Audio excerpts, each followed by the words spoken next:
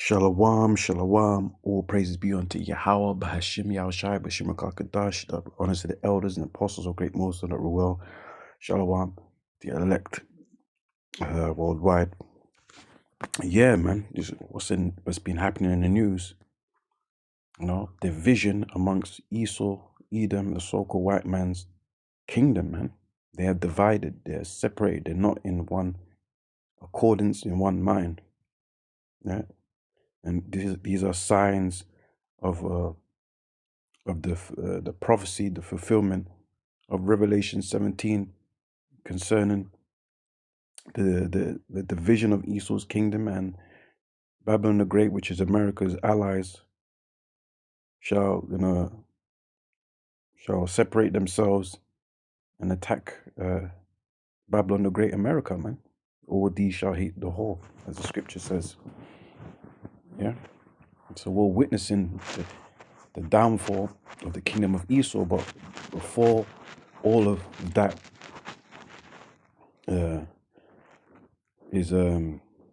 before all of that happens or becomes fulfilled, you know, Esau is going to go through,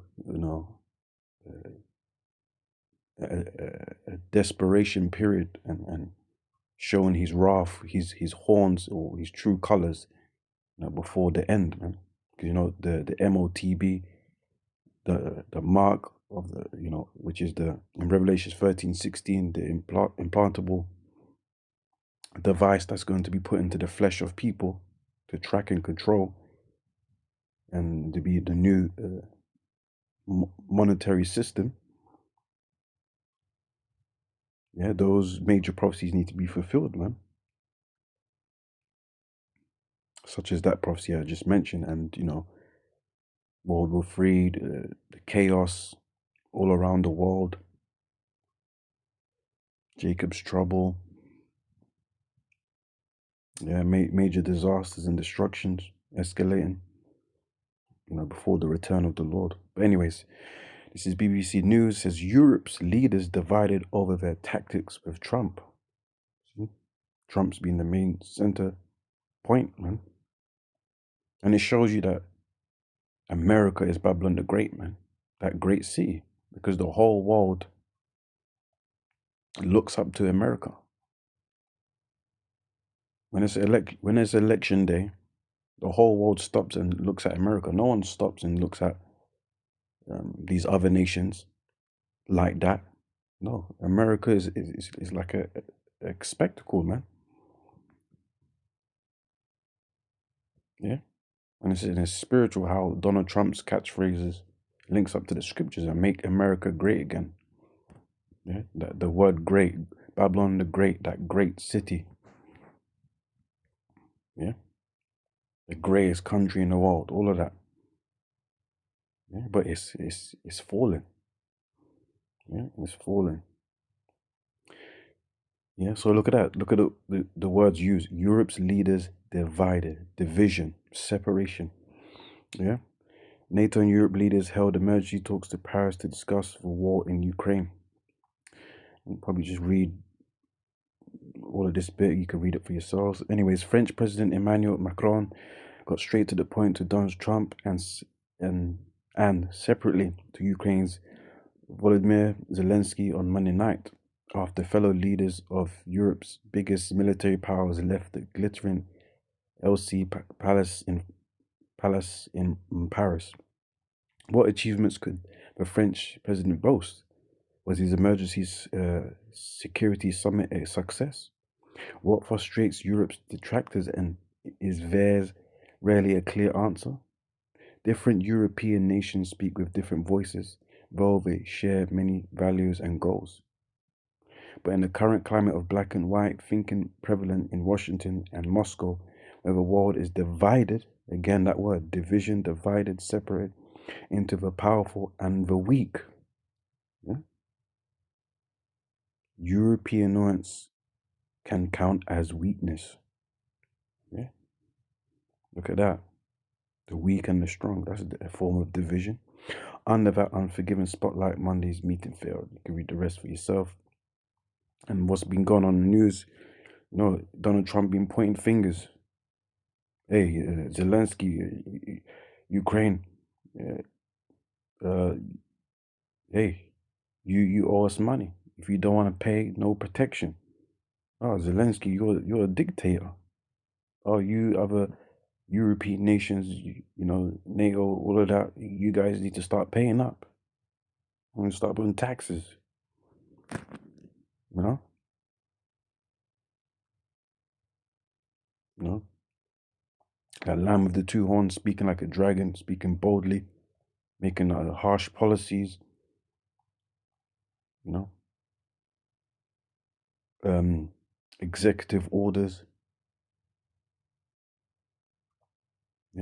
shaking the kingdom up, man. Get scriptures.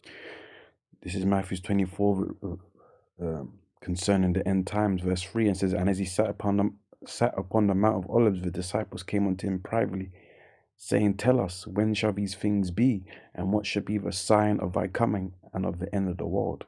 So, what signs are we going to look for that proves that we are living in the end times and you're near to come? Verse 6, "And ye shall hear of wars and rumors of wars. See that ye be not troubled, for all these things must come to pass, but the end is not yet. For nation shall rise against nation, and kingdom against kingdom." That's what we're witnessing. Yeah.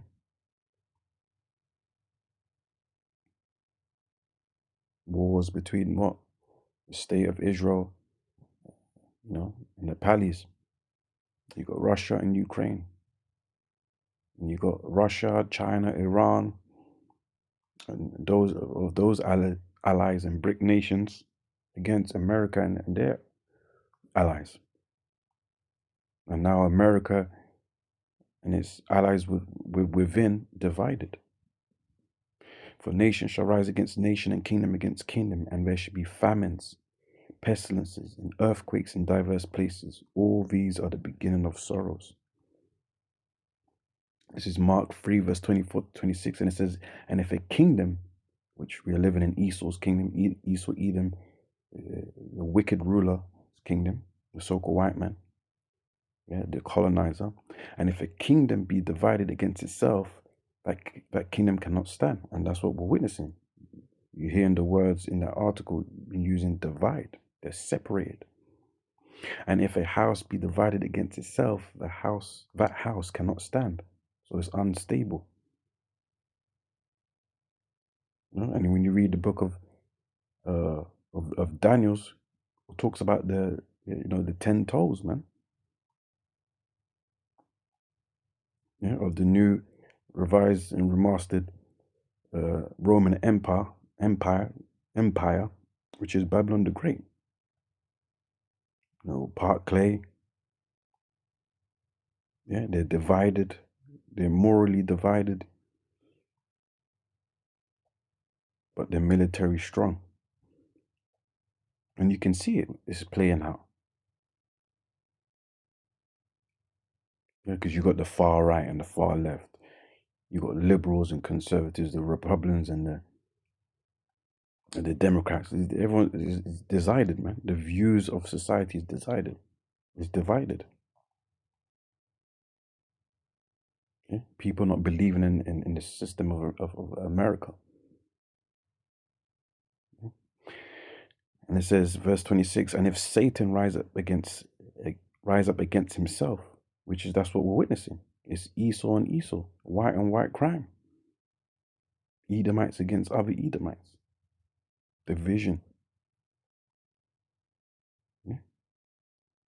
The wicked against himself.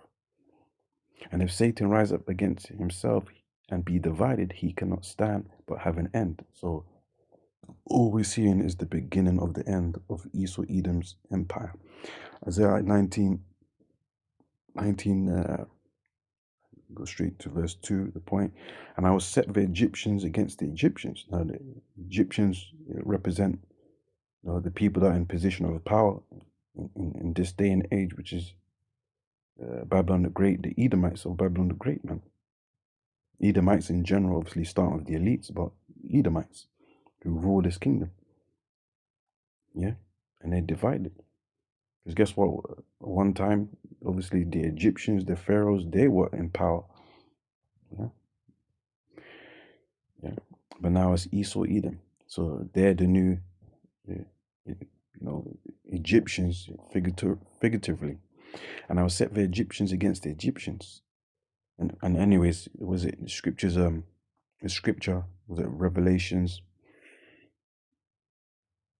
11:8 talks about Babylon the Great being spiritually Sodom and Egypt. Anyway, so verse 2, and I will set the Egyptians against the Egyptians, and they shall fight every one against his brother, and every one against his neighbor, city against city, and kingdom against kingdom. Look at that, divided. And the spirit of Egypt shall fail in the midst thereof. So because they're divided, it's going to bring an end. And I will destroy the counsel thereof, and they shall seek to the idols, and to the charmers, and to them that have familiar spirits, and to the wizards. Yeah, so Esau, Edom, the elites are going to get desperate. Yeah, because best believe they're into that witchcraft. They're into them blood sacrifices. Yeah, they're into them idols. Yeah, this world that we live in is a system. It's a system of Satanism, man. That's how these Edomite devils, so-called white people, operate, man. Starting with the elites, Rothschilds, Illuminati, Skull and Bones, Masons, all of that.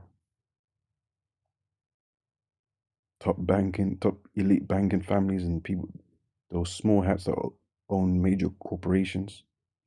They do witchcraft and spells, man. They they're devoted to the left hand side. Right, verse 4, and it says, and the Egyptians will I give over into the hand of a cruel Lord. Yeah? The Lord's gonna destroy them, man. Yeah? When the Lord returns, the Lord's coming to conquer and destroy. Yeah, as it talks about in Revelations 19 and 11. The Lord doth judge and make war, so he's gonna be cruel unto these heathens, in particular these Edomites, man, that ruled in wickedness and oppressed his people, which are us, the so-called Negroes, Latinos, Native Americans, and Hispanics, and those scattered, which are the true Israelites of the Bible. And a fierce king shall rule over them, saith the Lord Yahweh B'Hashim Yahshai B'Hashim Rakadash of hosts. And that's going to be the